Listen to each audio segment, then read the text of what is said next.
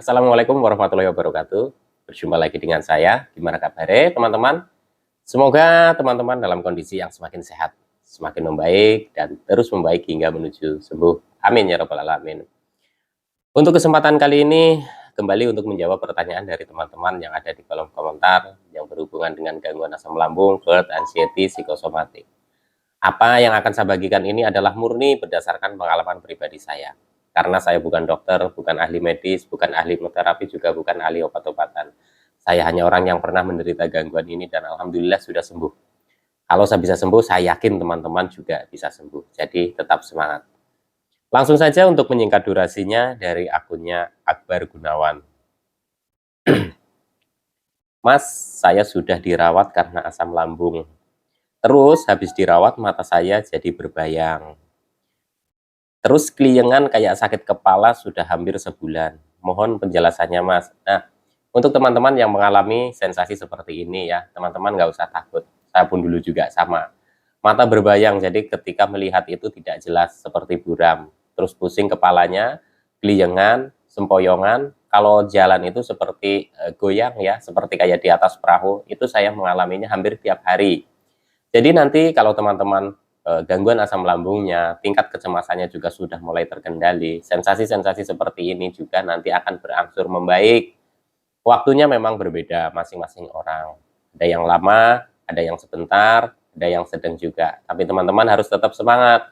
Jaga di pola makannya, pola hidupnya ya, juga kita perbaiki pola pikir kita. Pola pikir kita yang selalu memikirkan sensasi ini ya, terus-menerus karena apa yang ada dirasa oleh tubuh ya, sensasi yang muncul itu pasti kan kita selalu pikirkan dan tanpa kita sadari karena memikirkan itu kecemasan kita semakin tinggi. Nah, dari situlah ya teman-teman, energi kita terkuras tidak seperti biasanya. Jadi cepat drop.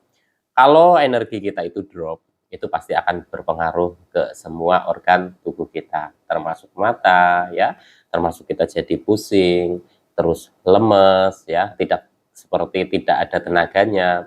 Itu dulu juga saya mengalaminya. Memang tidak sebentar, saya juga cukup lama mengalaminya ya teman-teman. Tapi kalau teman-teman telaten ya, konsisten untuk menjaga pola makannya, pola hidupnya, perbaiki pola pikirnya, insya Allah nanti bertahap ya, perlahan-lahan nanti juga sensasi seperti ini itu bisa berkurang dan mulai membaik dan mulai hilang ya teman-teman. Jadi tetap semangat. Oke, lanjut lagi dari akunnya, sebentar ya teman-teman ya. Madinah. Assalamualaikum. Waalaikumsalam. Mas Sultan, saya masih terasa sensasi keliengan, badan lemes, napas sesak. Tolong gimana untuk menghadapinya?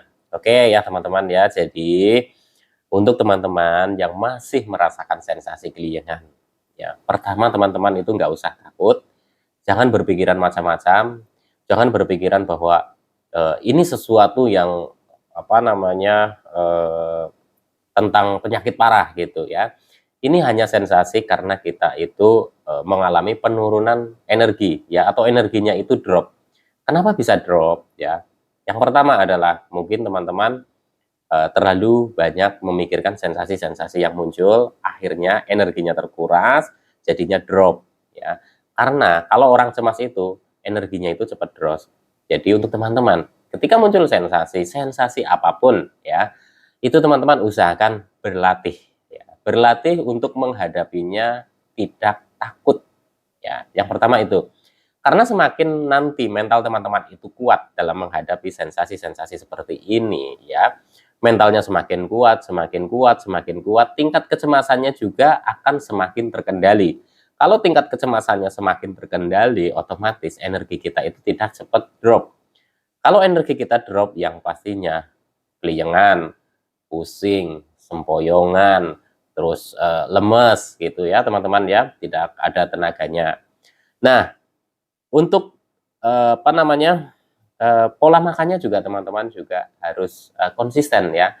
Jadi untuk teman-teman yang sekarang mungkin apa namanya, makan makanan yang sifatnya pantangan asam lambung ya, sebaiknya kurangi dulu Ya, kalau bisa hindari dulu ya teman-teman ya.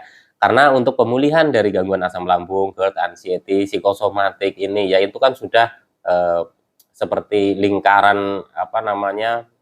Lingkaran apa ya? Ya lingkaran, orang bilang itu lingkaran setan gitu ya teman-teman ya. Tapi itu bisa dilepas ya teman-teman ya. Jadi secara perlahan-lahan. Jadi tidak hanya kita itu menjaga pola makan, kita juga harus menjaga pola hidupnya, dan kita juga harus menjaga pola pikirnya. Kita perbaiki satu persatu masalah, kita selesaikan, jangan dipikirkan semua gitu ya. Kalau untuk sensasi-sensasi ini, walaupun kita sudah mantang nih makanannya, kita sudah menjaga pola hidupnya, kita sudah memperbaiki pola pikir kita supaya tidak terlalu banyak pikiran, itu tetap aja akan ada muncul sensasi ya teman-teman ya. Jadi perlu digarisbawahi, bukan berarti pada saat teman-teman itu sudah menjalankan 3P itu sensasi itu langsung hilang. Kalau berdasarkan pengalaman saya ya, pengalaman pribadi saya, ketika menjalani 3P itu secara konsisten, sensasi itu tetap masih ada yang muncul.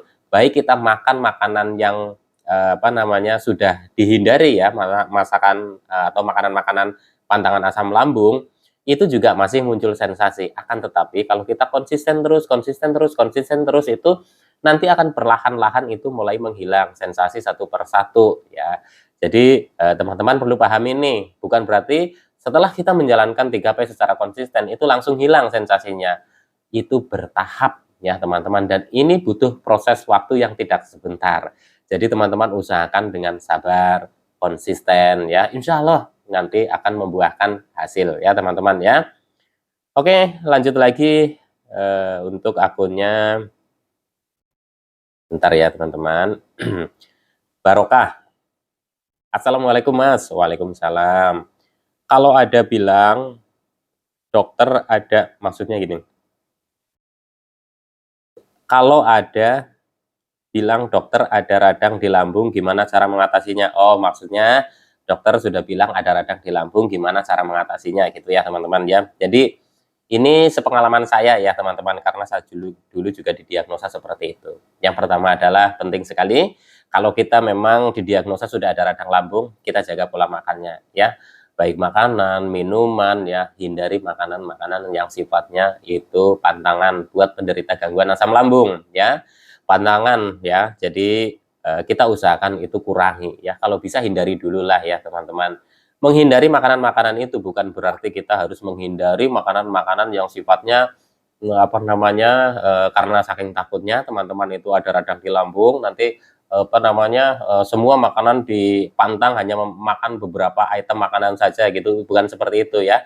Nanti tenaganya jadi drop gitu. Ayam tetap makan, tahu tetap makan, sayur-sayuran tetap makan, bisa apa namanya, labu siam, terus ada wortel juga makan, terus buncis ya, sayur bening, itu nggak apa-apa ya teman-teman ya. Saya dulu juga mencoba seperti itu. Tapi kembali lagi, memang untuk makanan ini cocok-cocokan ya teman-teman. Tapi sebaiknya pada saat teman-teman itu masih apa namanya mengalami radang lambung, usahakan makanan ini ya dijaga ya teman-teman ya.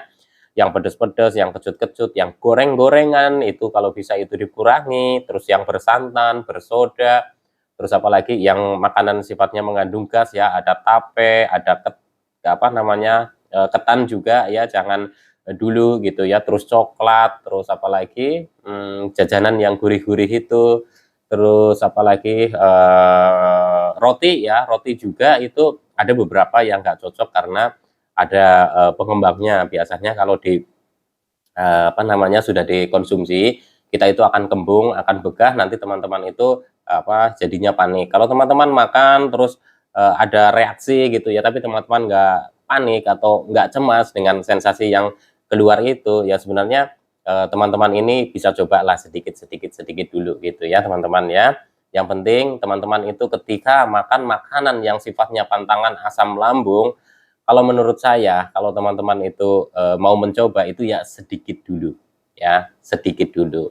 Tapi saya sarankan lagi ya, baiknya kalau memang sudah didiagnosa ada radang di lambung, jaga di pola makannya. Sebaiknya pantangan asam lambung itu ya, pantangan yang makanan yang sifatnya pantangan penderita gangguan asam lambung itu dihindari saja dulu ya teman-teman ya. Tapi tetap makan ayam, telur, tahu, tempe, sayuran, buah tetap makan.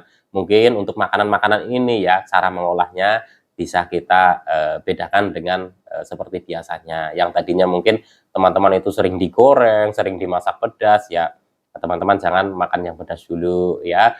Yang digoreng juga kurangi dulu gitu ya teman-teman ya. Oke. Oh iya, penting sekali juga kalau sudah didiagnosa radang lambung ya, sebaiknya sering konsultasi ke dokter ya, sering cek kontrol lah gitu ya teman-teman ya, supaya nanti dibantu juga dengan obat dari dokter. Memang untuk gangguan lambung ini kan sifatnya itu pengobatannya itu tidak sebentar ya, itu butuh tahapan-tahapan. Jadi teman-teman juga harus telaten, harus sabar menghadapi ini ya. Insya Allah nanti juga perlahan-lahan juga sembuh kok. Ya, saya dulu juga sama seperti itu. Oke, tetap semangat ya. Oke, lanjut lagi dari akunnya siapa ini? Nah, sebentar ya teman-teman ya. Saya random aja pertanyaan yang akan saya jawab. Semoga saja bisa mewakili pertanyaan dari teman-teman yang lain ya. Ini oke. Akunnya dari Abinuha. Saya mengalami asam lambung dan anxiety selama 5 bulan, Bang. Sekarang tinggal nyeri punggung. Kening terasa kenceng, nggak nyaman, dan masih merasa takut. Ya nggak apa-apa ya, wajar. Untuk menderita gangguan asam lambung, masih dalam 5 bulan masih merasakan sensasi seperti ini ya wajar ya. Dulu saya 5 bulan itu belum apa-apa ya teman-teman ya. Wah, masih bergelut dengan banyaknya sensasi ya. Jadi apa namanya? Ya, kening terasa kenceng itu karena kita itu sifatnya berpikir itu terlalu tegang ya. Jadi saraf dan otot-otot itu juga ikut tegang, jadinya kenceng. Terus kadang itu pusing sampai nyeri di sini belakang. Terus kalau punggung ya, punggung biasanya kan kita kalau aktivitas itu kadang masih ada rasa takut-takutnya. Jadi untuk menderita gangguan asam lambung itu kan mungkin ini pengalaman saya ya.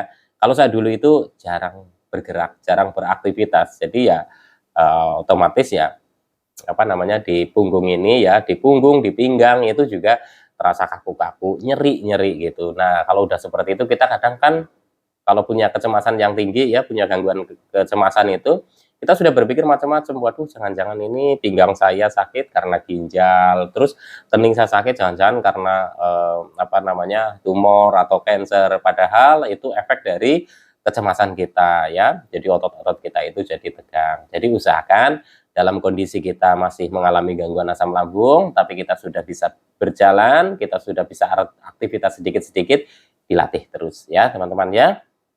Oke. Lanjut lagi dari akunnya siapa ini?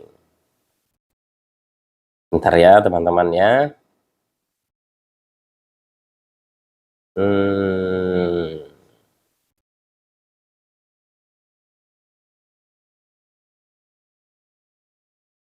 Oke, dari akunnya Ali Fazat. Karena telat makan, asam lambung saya kambuh lagi, perut kanan nyeri hingga dibawa ke UGD. Bagi kawan-kawan penderita asam lambung, jaga pola makannya. Iya, memang ya jaga pola makannya. Selain pola makan, kita juga harus jaga juga ya pola hidup kita perbaiki ya, jangan begadang, terus sudah gitu kalau bisa istirahatnya yang teratur gitu ya. Terus apa namanya? Penting juga untuk apa namanya kita mengendorkan ya, mengendorkan pikiran kita. Jadi untuk penderita gangguan asam lambung yang disertai dengan kecemasan kan sedikit rasa yang aneh dalam tubuh kita selalu pikirkan yang macam-macam ya, takut penyakit berat, takut ini, takut itu ya. Kita berpikir positif saja ya. Untuk penderita gangguan asam lambung, sensasi-sensasi yang muncul yang menurut kita itu mengerikan itu ya hampir semuanya itu mengalami ya teman-teman ya. Kan tetapi ya banyak yang berpikiran bahwa itu, waduh ini bahaya nih, ini bahaya. Tapi sesuatu yang dipikirkan itu setelah sembuh juga ternyata dulu itu hanya di pikiran saya. Nah itu seperti itu. Nanti teman-teman kalau udah sembuh juga pasti akan bilang seperti itu ya.